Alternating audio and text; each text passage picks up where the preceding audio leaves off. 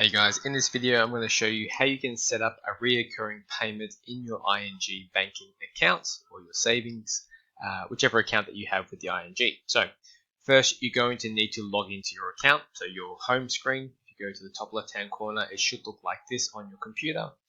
Now from here you can select the everyday banking account that you'd like to use, or you can go to the My Account section over here, but we're just going to click on the account which has money in there.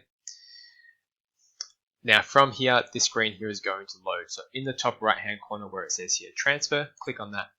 You can pay to a bill or you can pay to anyone. So we're going to click on anyone just for this example video.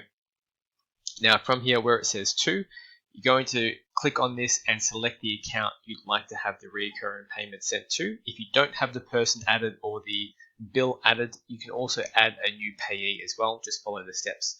So we're going to click on to, and we're just going to simply click on the account that we want to pay that to. Now over here you can select the amount.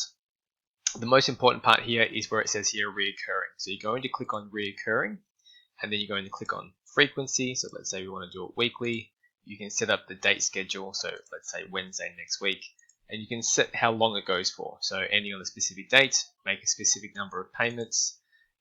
We want no end date. We just want this to go every single week, and we're just going to put in $10 as an example. Now from here, you're going to organize your payment. Scroll down, confirm.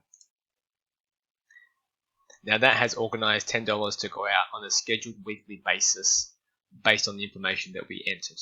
And that is all. If you found this helpful, make sure you like and subscribe.